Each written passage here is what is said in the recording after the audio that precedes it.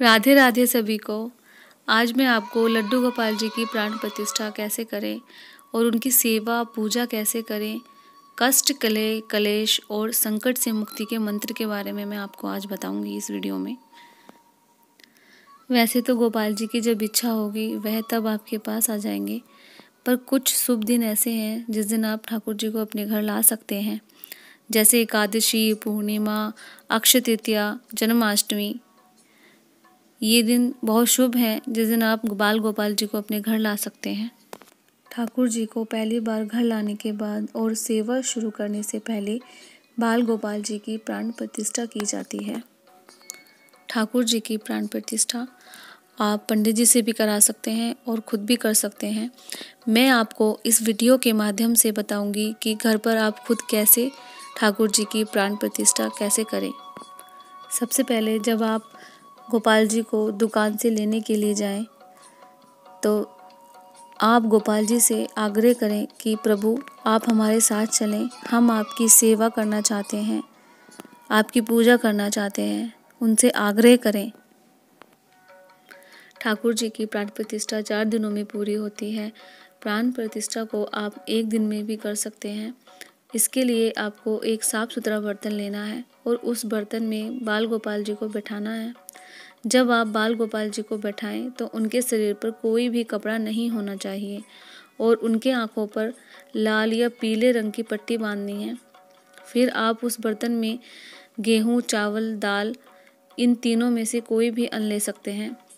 उसको डालकर गोपाल जी को पूरा ढक दें और फिर उस बर्तन का मुख लाल कपड़े से बांध दें। पूरे दिन गोपाल जी को उस अन्न में रखना है और अगले दिन अन्न से निकाल देना है।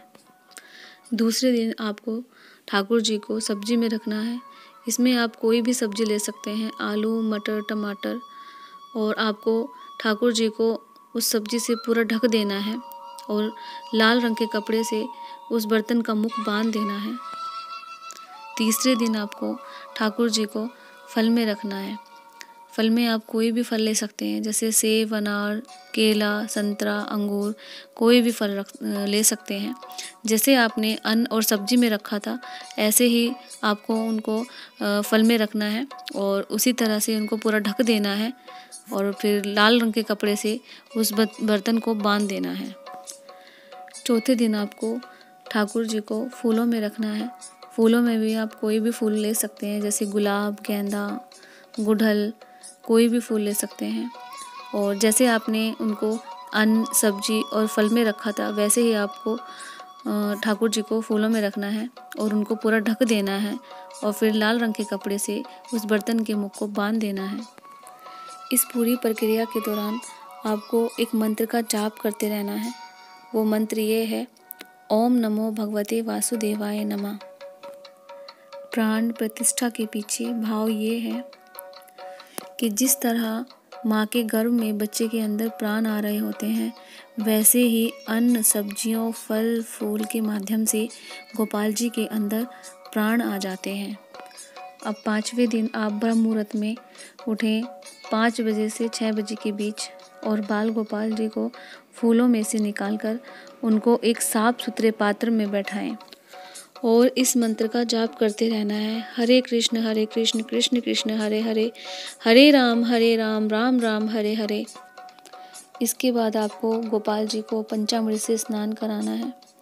पंचामृत में आप दूध, दही, घी, शहद और गंगा जल ले सकते हैं और फिर उनको दूसरे पात्र में बैठाएं।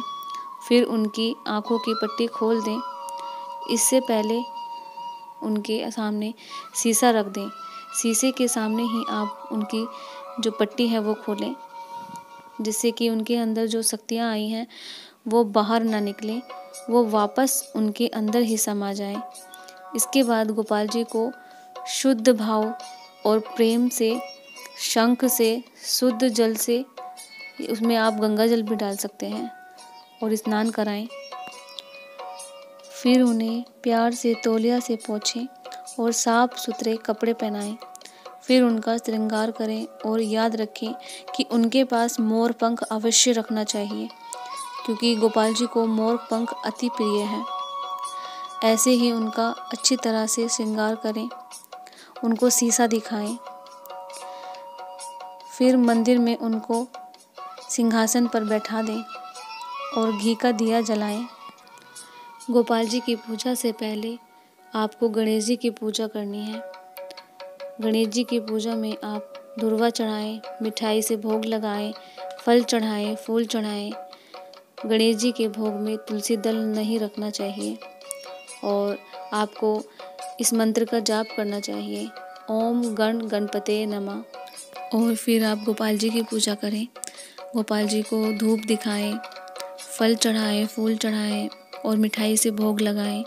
उनके भोग में आपको तुलसी दल ज़रूर रखना है, क्योंकि ठाकुर जी को तुलसी जी बहुत प्यारी हैं, बहुत प्रिय हैं। और भोग में आप पंजरी ज़रूर बनाएं, खीर बनाएं, माखन मिश्री का भोग लगाएं, दूध का भोग लगाएं। और आपको जब उनकी पूजा करें तो आपको इस मंत्र का जाप करना है, ओम बाल गोपालाय नमः। इसके बाद आपने जिन चीज़ों से प्राण प्रतिष्ठा की थी उनको दान कर दें और फल में से थोड़ा सा प्रसाद के रूप में ग्रहण करें। अपने परिवार को भी उसमें से थोड़ा सा प्रसाद दें, फूलों को विसर्जित कर दें।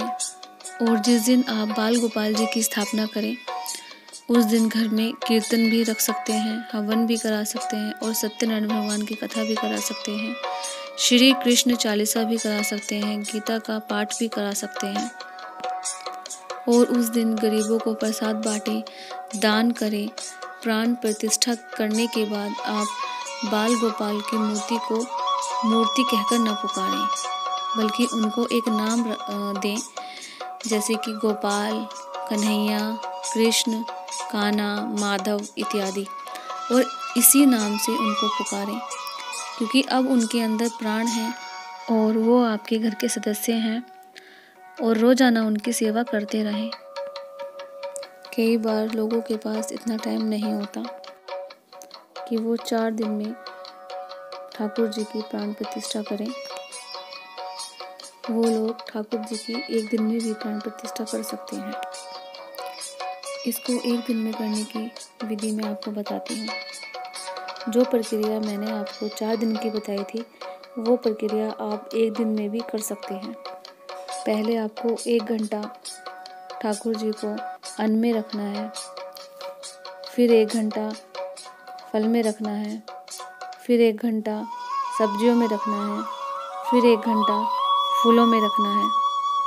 ये 4 घंटे पूरे करने के बाद आपको ठाकुर जी को निकालना है और एक साफ पात्र में बिठाना है और फिर उनको पंचामृत से स्नान कराना है। पंचामृत में आप दूध, दही, घी और शहद, गंगा जल ले सकते हैं। और उनकी आंखों पे जो पट्टी बंधी है उनको उस पट्टी को खोल देना है आपको। पहले उनके सामने शीशा रखें, फिर उस पट्टी को खोलें, जिससे कि उनके अंदर की जो शक्ति है वो बाहर ना निकले, वापस उनके अंदर ही समा जाए। गोपाल जी को शुद्ध भाव और प्रेम से, संत से, शुद्ध जल से उसमें गुलाब जल डालकर स्नान कराएं और फिर उन्हें प्यार से तौलिया से पोंछें और साफ शुद्ध कपड़े पहनाएं। फिर उनका श्रृंगार करें और याद रखें कि उनके पास मोरपंख अवश्य रखना है, क्योंकि गोपाल जी को मोरपंख अति प्रिय हैं। और उनका श्रृंगार करके उनको फिर मंदिर में बिठाएं सिंहासन के ऊपर। याद रहे, जब आप प्राण प्रतिष्ठा करें तो आपको इस मंत्र का जाप अवश्य करना है, ओम नमो भगवते वासुदेवाय नमः। तो ये थी लड्डू गोपाल जी की एक दिन में प्राण प्रतिष्ठा की विधि। लड्डू गोपाल जी की प्राण प्रतिष्ठा करने के बाद आपको पूरे भक्ति भाव से उनकी पूजा करनी चाहिए, सेवा करनी चाहिए। उनको अपने परिवार के एक सदस्य की तरह समझना चाहिए, उनसे नाता बनाना चाहिए, जैसे भाई का, पिता का, मित्र का, बेटे का, और जैसा आपको उचित लगे। जैसे हम एक छोटे से बच्चे का ध्यान रखते हैं, वैसे ही हमें ठाकुर जी का भी ध्यान रखना चाहिए, उनके खाने का, उनका पीने का, उनके कपड़े का, उनको सुलाने का। और अगर आप कहीं बाहर घूमने जा रहे हैं तो ठाकुर जी को भी ले जाना चाहिए, उनको भी घुमा के लेके आना चाहिए। अगर आप उनको ले जाने में असमर्थ हैं तो उनको बोलना चाहिए कि ठाकुर जी आप घर का ध्यान रखना। और आपको ठाकुर जी के लिए एक छोटी सी गाय रखनी चाहिए, जैसे कि अगर आप कहीं बाहर जा रहे हैं तो वो ठाकुर जी का पूरा ध्यान रखे, उनको खाने पीने की कोई कमी ना हो। अगर आप बाहर जा रहे हैं और अपने लिए कुछ लेकर आ रहे हैं तो ठाकुर जी के लिए भी ज़रूर कुछ ना कुछ लेकर आए, जैसे कपड़े, कुछ खाने पीने की चीज़, खिलौने। ठाकुर जी का भोग किन चीज़ों से लगाना चाहिए वो मैं आपको बताती हूँ। जैसे आप खीर से भोग लगा सकते हैं उनका, मिश्री, माखन, दूध, दही, फल, मिठाई और पंजीरी इत्यादि। और इसके अलावा जो भी आप घर में बनाते हैं उससे भी आप उनका भोग लगा सकते हैं, बशर्ते उसमें प्याज लहसुन नहीं होना चाहिए, शुद्ध भोजन होना चाहिए। घर पे बनाया हुआ जो भी आप भोग लगाएं उसको बाद में अपने संपूर्ण भोजन में मिला लें, ताकि वो जो पूरा जो भोजन है वो एक प्रसाद बन जाए। सुबह उठ के लड्डू गोपाल जी की पूजा कैसे करें?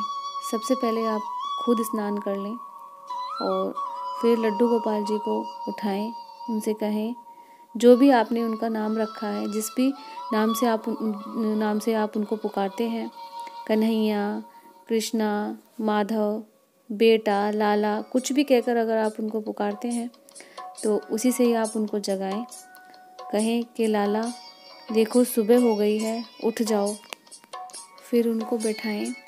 बैठाने के बाद उनका जल से मुँह धोएं और मुँह धोने के बाद उनको नहलाएं। आप मौसम के अनुसार भी उनको नहला सकते हैं, जैसे सर्दियों में गर्म पानी से उनको नहलाएं और गर्मियों में ठंडे पानी से उनको नहलाएं। नहलाने के बाद उनको तौलिया से पोंछें और उनको साफ़ सुथरे कपड़े पहनाएं।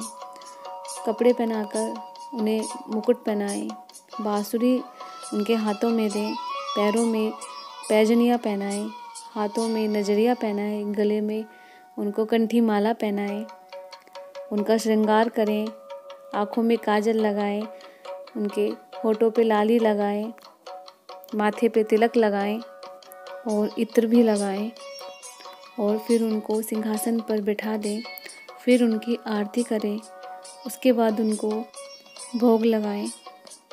पूरे दिन में जब भी हम भोजन करें तो लड्डू गोपाल जी को भोग लगाकर ही हमें भोजन करना चाहिए। कई बार ऐसा होता है, बहुत से लोग लड्डू गोपाल जी की सेवा नहीं कर पाते और दूसरे को सेवा के लिए दे देते हैं। ऐसे में आप उनकी प्राण प्रतिष्ठा ना भी करें तो भी आप पूजा उनकी कर सकते हैं। घर पर उनको लाकर उसी दिन उनको पंचामृत से स्नान कराकर उनकी नियमित रूप से सेवा कर सकते हैं। अगर कोई आपको लड्डू गोपाल जी भेंट करता है तो उनकी प्राण प्रतिष्ठा आपको करनी चाहिए। और अगर आप ठाकुर जी की सेवा जन्माष्टमी से शुरू करना चाहते हैं तो आप उनकी प्राण प्रतिष्ठा जन्माष्टमी से 4 दिन पहले शुरू कर सकते हैं। और अगर आप प्राण प्रतिष्ठा नहीं करना चाहते तो आप उनको पंचामृत से स्नान कराकर भी सेवा शुरू कर सकते हैं। वैसे तो जब गोपाल जी आपके घर आते हैं तो गोपाल जी में प्राण प्रतिष्ठा हो जाती है। हो सके तो आप लड्डू गोपाल जी के लिए सोने का सामान, आराम करने का सामान ले सकते हैं, जैसे बेड, तकिया, चादर और सर्दियों में कंबल इत्यादि ले सकते हैं। गोपाल जी का झूला ईशान कोण में स्थापित करें और दिन के अनुसार अलग अलग रंग के कपड़े पहना सकते हैं। जैसे सोमवार को सफ़ेद, मंगलवार को लाल, बुधवार को हरा, बृहस्पतिवार को पीला और शुक्रवार को लाल, शनिवार को नीला और रविवार को नारंगी पहना सकते हैं। सर्दी में गरम और गर्मी में सूती हल्के कपड़े पहना सकते हैं और गर्मियों में पंखा भी लगाना चाहिए ठाकुर जी के पास, जिससे कि उनको गर्मी ना लगे। हर कष्ट, कलह, कलेश और संकट से मुक्ति के लिए गोपाल जी का ये एक मंत्र है। कृष्णाय वासुदेवाय हरे परमात्मने प्रणत कलेश नाशाय गोविंदाय नमो नमः। इस मंत्र के जाप करने से सारे कष्ट, कलह, कलेश जल्दी ही दूर हो जाते हैं और जन्माष्टमी पर इस मंत्र का अवश्य जाप करना चाहिए। राधे राधे।